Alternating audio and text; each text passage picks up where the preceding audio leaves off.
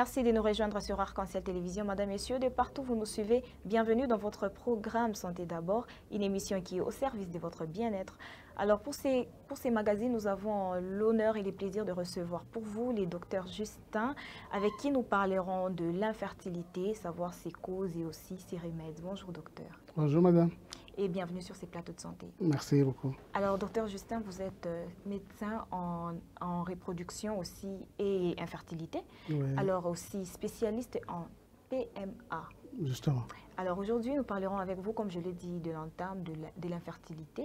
Déjà, quand doit-on dire qu'un couple est infertile? Et voilà, merci pour ce plaisir, Oui. n'est-ce pas, de parler sur l'infertilité qui est un problème majeur de santé publique. Alors, nous, on a fait la santé de la reproduction, oui. infertilité et procréation médicalement Oui, assistée, oui. qui est la PMA. Alors, d'emblée, nous disons qu'un couple est infertile, c'est un couple qui ne sait pas avoir, n'est-ce pas, un enfant Oui. après des rapports sexuels réguliers, n'est-ce Oui. pas, au bout d'une année. Oui, oui. Dans le temps, la classification disait à partir de 2 ans, et après, nous avons fait à 18 mois, mais Oui. pour l'instant, on parle d'une année.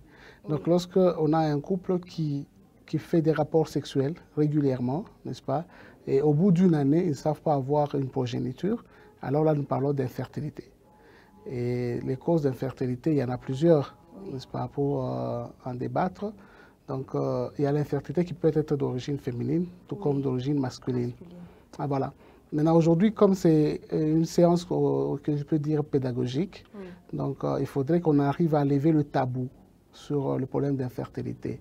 Parce que la plupart des gens, ou bien la plupart des couples, lorsqu'ils ont un problème pareil, Oui. parfois ils ne savent pas s'annoncer directement à l'hôpital ou bien ils se sentent un peu gênés Oui. d'en parler.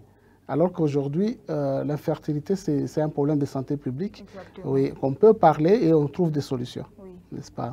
Alors, à ce qui concerne la femme, nous disons que l'infertilité peut être, il y a plusieurs causes. Oui. Les causes Alors, peuvent être... avant d'abord qu'on en arrive aux causes, Ouais. est-ce qu'il y a des facteurs qui peuvent favoriser Oui. l'infertilité? Je parle d'abord plus chez la femme. Voilà. Le facteur qui favorise l'infertilité chez la femme, il faut voir l'organe génital de la femme lui-même. Oui. C'est-à-dire quand nous parlons de l'organe génital de la femme, Oui. nous voyons l'utérus, Oui. nous voyons les trompes, nous voyons les ovaires, et nous voyons aussi tout ce qui accompagne l'utérus, Oui. donc le canal vaginal lui-même. Et puis en dehors de ça, il y a le centre, donc le cerveau lui-même qui commande certaines hormones lorsque la femme atteint la puberté. Donc, ceux aussi qui sont aussi incriminés. Donc là, maintenant, nous disons les facteurs peuvent être endocrinologiques, c'est-à-dire au niveau central, ou ça peut être périphérique, c'est-à-dire qui concerne ne fût-ce que l'organe reproducteur de la femme. Alors, si vous prenez les ovaires, vous pouvez avoir une femme, ça dépend de l'âge aussi. Oui. Oui, là, ça dépend de l'âge. Vous pouvez avoir une femme dont la réserve ovarienne peut être Oui. abaissée, n'est-ce pas? Une femme qui a... Oui. Prenons une femme qui a au-delà de 30 ans, qui ne s'est pas mariée ou s'est mariée tardivement Oui. à partir de 35 ans, au-delà de 30 ans, et avec une réserve ovarienne peut-être qui est déjà en baisse. Donc ça peut faire à ce qu'elle ne puisse pas avoir facilement des enfants. Ou vous avez une femme moins âgée que ça, mais qui a fait une insuffisance ovarienne prématurée. Oui. Ça arrive aussi. Ou vous avez des causes, n'est-ce pas, locales, telles que les trompes sont bouchées. Oui. Ou vous avez une hydrosalpingue, c'est-à-dire qu'il y a des liquides dans les trompes. Ou bien vous avez des masses au niveau des fibromes, comme nous on les appelle, au niveau de l'utérus, que les gens ont couramment l'habitude d'appeler des myomes, Oui. hein, lorsqu'ils sont vraiment à l'interne, intracavitaire, qui empêchent, n'est-ce pas, l'implantation de l'œuf, qui est l'embryon, ça peut poser problème. Ou vous avez des problèmes de la glaire cervicale chez la femme, hein, une glaire qui ne permet pas l'ascension des spermatozoïdes. Donc voilà, déjà à ce niveau-là, ce sont des causes qui peuvent faire à ce qu'une femme ne puisse pas avoir, donc avoir des enfants ou bien ne puisse pas être fécondée. Oui. Alors docteur, vous avez parlé de, bon, déjà l'infertilité, c'est l'incapacité d'avoir un enfant au bout de 1 ou 2 ans. Oui, l'incapacité d'avoir un enfant, oui. Alors il y a des couples, par exemple, qui sont là et ils ont eu un enfant avant et par la suite ils se rendent compte qu'ils ne sont plus en mesure d'en faire. Okay. Est-ce qu'on parle toujours de l'infertilité à ces niveaux-là? Ouais, là, c'est ce que vous avez dit qu'en deuxième lieu, on pouvait parler d'une stérilité. On est classe dans, il y a la stérilité primaire et la stérilité secondaire. Oui. En France, déjà, la stérilité, c'est une infertilité permanente. Oui. Alors, primaire, c'est lorsque la personne, c'est 0 enfant dès le départ. Et secondaire, c'est quelqu'un qui a eu et puis ça s'est arrêté. Oui. Et là, nous parlons de stérilité secondaire. Oui. Alors, on va chercher les causes. Oui. Donc, vous pouvez avoir une femme qui était normo-ovulante. Oui. Elle ovulait normalement. Oui. Après avoir eu un enfant, peut-être, je ne sais pas, elle a subi une intervention, peut-être on a enlevé les trompes. Oui. En ce moment-là, cette femme n'aura plus d'enfant. Ou, après avoir eu le premier enfant, il y a un trouble métabolique ou bien un trouble hormonal qui a fait que la femme ne puisse pas ovuler, arriver à procréer. Oui. Ça, nous parlons d'une stérilité secondaire. Donc ça arrive aussi. Et là, c'est en tant que médecin dans ce métier, nous cherchons toujours les causes. Oui. Alors, on peut les chercher par les dosages des hormones, on peut les chercher par l'échographie, donc les examens paracliniques, qui peuvent nous aider à détecter quelle serait la cause qui a fait à ce que cette dame qui, n'est-ce pas, a eu un enfant et puis du coup, ça s'est arrêté. Donc là aussi, ça se recherche, ça arrive, c'est la stérilité secondaire. Alors, il y a la nouvelle technologie. La procréation médicalement assistée, paiement en sigle, consiste à pouvoir soulager les femmes qui sont infertiles ou bien stériles, à pouvoir avoir un enfant, mais par des méthodes, n'est-ce pas, par la nouvelle technique qui consiste à faire, je peux dire, d'une manière scientifique, à pouvoir faire une insémination. Ok. Alors, l'insémination artificielle, qui consiste à prendre les gamètes mâles et les gamètes femelles, n'est-ce pas? On fait une fécondation au niveau des laboratoires et on insémine au niveau de l'utérus ou bien la matrice de la femme. Alors, cette nouvelle technologie, elle est plus importante parce que chez nous, on y va à petits pas. Dernièrement, après ma formation que je viens de finir bientôt, il y a même 2 mois, je viens de la France, et là, ils ont un grand laboratoire pour la PMA. Donc, il y a des femmes qui viennent pour chercher soit les ovocytes. Donc, quand une femme a un problème, par exemple, comme nous avons dit, elle a une insuffisance ovarienne, elle ne sait pas elle ne sait pas ovuler. Donc, là, il faut dire que toute femme qui règle n'ovule pas, n'est-ce pas? Et c'est lorsqu'on trouve que la femme n'a pas assez d'ovocytes, on lui fait un don d'ovocytes. Exactement. Voilà. Il y a aussi d'autres, du côté masculin, ça peut être l'homme qui a une azospermie, c'est-à-dire qu'il n'a pas de spermatozoïdes capables de pouvoir féconder. Et là, on peut lui faire un don de spermatozoïdes et on fait un ICSI. Hein, donc, dans le même sens qu'une insémination, c'est-à-dire l'ICSI, on prend le don de spermatozoïdes qu'on a eu en don et on le fait féconder avec l'ovocyte, soit de sa femme, si la femme elle a des ovocytes, ou par un don aussi d'ovocytes de quelqu'un d'autre, et on implante chez la femme. Ça peut être une mère porteuse ou bien ça peut être la femme elle-même qui a demandé à avoir le besoin de procréer. Donc, et là, ça ne dépend pas de l'âge. Donc en France, ça arrive jusqu'à 43 ans. Il y a sous d'autres cieux comme au Cameroun et dans l'Afrique francophone. Au Cameroun, c'est jusqu'à 50 ans. Ils peuvent faire ça. Donc, même une femme qui est ménopausée peut prendre un enfant. Mais chez nous, la loi est encore muette. Donc, jusque-là, il n'y a pas de limite d'âge. Ce qui fait que, bon, la PMA peut encore permettre aux femmes qui en ont besoin d'aller jusqu'au-delà. Bon, on attendra que les législateurs puissent nous dire quoi à ce niveau-là, mais tant qu'il n'y a rien qui est dit, donc on ne peut pas se limiter. On peut faire, on peut faire la PMA dans la procréation médicalement assistée au-delà, jusqu'à peut-être à 60 ans. La toute dernière femme que j'ai vue, c'est à 63 ans au Cameroun, à Douala. Oui, elle a conçu à 63 ans et puis elle a donné une jolie bébé. Voilà. Alors, docteur, on parle plus de l'infertilité chez la femme et on exclut l'homme, la société africaine, bien évidemment. Alors, nous aimerions savoir, est-ce que l'infertilité chez la femme, ça marche de la même manière que chez l'homme? Est-ce qu'il représente le même symptôme? Voilà. Déjà, chez l'homme, c'est un peu plus compliqué que chez la femme. Parce que chez l'homme, nous avons deux causes qui pouvons dire obstructives et puis sécrétoires. Obstruction, c'est lorsqu'il y a des hommes qui ont un problème des canaux déférents, les canaux qui amènent les spermatozoïdes jusqu'à jusqu'à l'éjaculation. Bon, il y a aussi le problème sécrétoire, c'est lorsque son cerveau n'arrive pas à déclencher ou bien à permettre la maturation des follicules, qui est la spermatogénèse, pour qu'ils puissent produire des spermatozoïdes normales.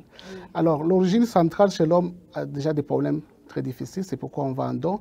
Mais lorsqu'il s'agit d'un problème d'obstruction, on travaille toujours en collaboration avec les urologues. On va l'envoyer en urologie pour peut-être faire une échographie testiculaire, voir avec une radio, voir les canaux différents, si tout est normal ou bien débouché ou quelque chose. Bon, ça peut se régler. Mais là où on agit facilement, c'est lorsque nous trouvons qu'il y a une OATS. Une OATS, c'est-à-dire une oligo-asténotératospermie. Donc, quelqu'un qui arrive à mettre des spermatozoïdes, mais c'est un spermatozoïde faible, qui ne sont pas capables d'émigrer, de résister pendant longtemps. Et là, il y a des traitements. On peut accompagner cet homme avec des traitements pour enrichir son spermatozoïde. Et si ce n'est pas une OATS, il y a d'autres qui ont des problèmes de flagellation ou bien donc les spermatozoïdes qui sont tératoformes, qui n'ont pas une bonne forme, ou bien soit il manque des flagelles, donc, ou bien il manque la tête, ou bien les têtes sont trop gros. Alors, ceux-là, on essaie aussi d'amender avec les produits, mais des fois, on va directement à l'ICSI lorsqu'on trouve que c'est la tête qui est trop gros. On peut aller à l'ICSI directement. Ceux-là qui n'ont pas des flagelles, parce que le flagelle permet aux spermatozoïdes d'émigrer, on peut aller à l'ICSI. Voilà pourquoi il y a la raison de la PMA. On peut aller directement à l'ICSI. Mais lorsqu'on trouve que c'est azo d'origine centrale, hypogonadisme, hypophysaire, bon, il n'y a pas de choix. On peut aller en don des spermatozoïdes. C'est-à-dire, au lieu que l'homme puisse aller adopter un enfant qu'il ne connaît pas, bon, il peut peut-être chercher à avoir un don. Quelqu'un qui vient, tout dépend. Est-ce que ça sera quelqu'un de la famille? Bon, tout dépend. Est-ce que ça sera un spermatozoïde qu'on va acheter comme on achète le don de sang? Peut-être ça. Et on va féconder sa femme. Oui, donc alors, ça arrive. Docteur, la procréation médicalement assistée, est-ce que c'est reste une solution contre l'infertilité ou il y a d'autres options? Elle reste dans la fécondation, la PMA reste, je peux dire, le dernier rempart, le dernier recours, lorsque nous n'arrivons pas à trouver une solution intermédiaire. Bon, faut-il dire que lorsque c'est... D'abord, il faudrait poser le diagnostic de l'infertilité. Est-ce qu'elle est féminine, elle est masculine? Voilà. Et cette infertilité, est-ce qu'elle est due à une dysovulation, ou bien c'est une endométriose, ou bien il y a plusieurs pathologies, ou bien c'est un SOPK, donc le syndrome des ovaires polykystiques, ou bien c'est une Durasalpinx. Vous posez le diagnostic et vous savez comment orienter. Et tout ça, ça dépend aussi de l'âge. Donc, lorsque la femme est encore moins âgée, on se dit on a le temps de pouvoir stimuler, de pouvoir faire toutes ces manœuvres. Mais quand vous vous retrouvez devant une femme qui a 38 ans, 39, 40 ans, et elle court le risque d'aller à ménopause. Voilà. Donc, et là déjà, à 38 ans, vous savez que la réserve ovarienne se calcule par rapport à l'âge des premières règles, qu'on appelle les ménarches, et vous ajoutez 25. Donc, quand nous échangeons, là, si par exemple vous avez eu vos premières règles à 12 ans, j'ai fait plus 25, ça fait 37. Exactement. Donc, si vous traînez pour avoir les enfants jusqu'à 37 ans, donc il y a de quoi vous pouvez s'inquiéter, parce qu'à 37 ans, vous aurez déjà une insuffisance ovarienne. Alors, si vous avez une insuffisance ovarienne, donc les chances de procréer naturellement deviennent aussi minimes. Alors, y a-t-il des maladies qui peuvent aussi être à la base de l'infertilité? Chez les deux partenaires, chez l'homme comme chez la femme? Oui, les maladies, il y en a souvent, comme nous disons que les IST sont un boulevard, que ce soit pour les VIH, même pour les maladies. Et les maladies, c'est pour l'infertilité. Parce que des fois, les gens ont des comportements sexuels bizarres. Ils contractent la blénorragie, les syphilis. Toutes ces maladies-là peuvent détruire la sémence. Alors, lorsqu'elles détruisent la sémence pour procréer, et ça peut créer cette infertilité-là. Donc, les maladies existent. Souvent, les infections sexuellement transmissibles qui bloquent. Et chez la femme, les autres infections peuvent aller boucher les trompes. Donc, la chlamydiase, les chlamydia qu'on recherche aussi systématiquement lorsque nous sommes en train de faire un bilan pour poser le diagnostic d'infertilité. Donc on cherche les chlamydia qui peuvent aller boucher les trompes. Et lorsqu'on soigne peut-être l'infection, et on a une réponse appropriée. Oui, oui. Voilà, donc les maladies, il y en a. Alors docteur, que faudrait-il faire pour un couple qui se constate déjà infertile? Que doit-il faire en dehors de faire le test ou de recourir à la nouvelle technologie qui est la procréation médicalement assistée? Bon, le couple infertile, ce que nous les conseillons d'abord, ils doivent maîtriser en premier lieu leur calendrier, donc le cycle de la femme. Pour l'homme, il doit connaître le cycle de menstruation de sa femme, connaître quand est-ce qu'on ovule réellement, parce que des fois, il y a ces petits problèmes-là. Il y a des hommes ou des femmes qui ne connaissent pas quand est-ce qu'elle est en chaleur pour s'accoupler, pour avoir un enfant, parce que ce n'est pas tout rapport sexuel qui amène à un enfant. Et lorsque vous constatez que, malgré que vous avez respecté le calendrier, n'est-ce pas, menstruel de la femme, qui correspond avec le cycle des 28 et 30, ça dépend. Et si vous avez respecté et qu'il n'y a pas toujours fécondation, le mieux c'est d'aller très tôt consulter le médecin. N'est-ce pas? Quand vous venez dans notre département d'infertilité, on va vous dire comment il faut y aller. Et il y a beaucoup de gynécologues aussi sur la ville qui peuvent toujours vous aider, n'est-ce pas, à pouvoir comprendre d'où vient le problème. Parce que dans notre société, on a toujours tendance à croire que c'est la femme qui pose problème. Alors que l'homme aussi peut poser problème. Donc, c'est pourquoi les deux, quand on veut les consulter, on préfère consulter le couple. Il y a généralement la tendance, c'est qu'on envoie la femme en consultation et l'homme reste. Alors qu'en réalité, il faut les deux, consulter les deux. Et lorsqu'on a éliminé, par exemple, on s'est dit que l'homme a un spermogramme normal, tout est normal, bon, on peut l'exclure. Et on reste avec la femme pour voir qu'est-ce qui pourrait empêcher pour elle de concevoir. Alors, docteur, il y a des femmes qui nous suivent en ce net moment et elles ne savent pas ce qu'il faudrait faire, même des hommes d'ailleurs qui se sont retrouvés dans ces genres de situations. Il y a même celles encore qui aspirent au mariage et peut-être qu'elles consomment ou qu'elles prennent des histoires qui pourraient un jour, par exemple, être aussi l'une des causes de l'infertilité dans leur ménage. Alors, que devons-nous faire, par exemple, pour éviter l'infertilité? Voilà. En premier lieu, d'abord, pour la femme, moi j'ai toujours dit, une femme qui commence sa puberté, elle doit savoir reconnaître sa première date des règles. Oui. Et voir comment est-ce qu'elle est en train de régler chaque mois. Exactement. Voilà. Et deuxièmement, ici chez nous, ce n'est pas vraiment une habitude où les femmes adolescentes prennent les pilules. Oui. Mais sous d'autres cieux, vous voyez que c'est une habitude régulière. Exactement, elles sont toujours sous micro-pilules. Elles prennent ça pour se protéger contre des grossesses indésirables. Oui. Ou d'autres, elles en ont parce qu'elle fait une endométriose, donc elle a des problèmes de règles. Oui. Et on lui a donné des pilules. Elle prend des pilules à long cours qui vont, n'est-ce pas, parfois perturber l'axe hormonal et ça pose des problèmes. Oui. Alors, il y a d'autres signes qui accompagnent des femmes qui doivent faire attention. Vous avez, par exemple, dans le cas de syndrome des ovaires polykystiques, où il y a des femmes qui ont une hyperandrogénie. Donc, je m'explique, hyperandrogénie, donc il y a beaucoup plus excès des hormones mâles. Vous avez une femme qui est barbue, par exemple, une femme qui a des poils à l'endroit où ça ne devait pas être, par exemple au niveau des cuisses, au niveau de la poitrine. Vous avez sa voix qui devient rauque, n'est-ce pas? Ces gens, ou bien des acnés, n'est-ce pas? Oui, il y en a comme ça. Donc, ce sont des femmes qui sont déjà prédisposées à développer le syndrome des ovaires polykystiques et qui parmi les causes, n'est-ce pas, d'infertilité aussi. Et voilà, donc cette femme, on conseille aussi aux femmes d'aller très tôt, pas très tôt, mais à l'âge qu'il faut en mariage. Voilà, parce que chaque chose a son temps. Il y a un temps pour étudier, il y a un temps pour se marier, un temps pour faire des enfants. Et il ne faudrait pas mélanger les histoires. Et lorsque une femme est déjà au-delà de la vingtaine, comme ici chez nous, donc l'âge majeur, à partir de 18 ans au-delà, nous disons la moyenne, si on fait l'université, donc nous disons déjà autour de 25 ans, la femme peut aller en mariage. Ce n'est pas pour rien que il y a certains qui voudraient voter une loi pour qu'on diminue la dot, des choses qui freinent, qui ne permettent pas aux gens de se marier trop tôt.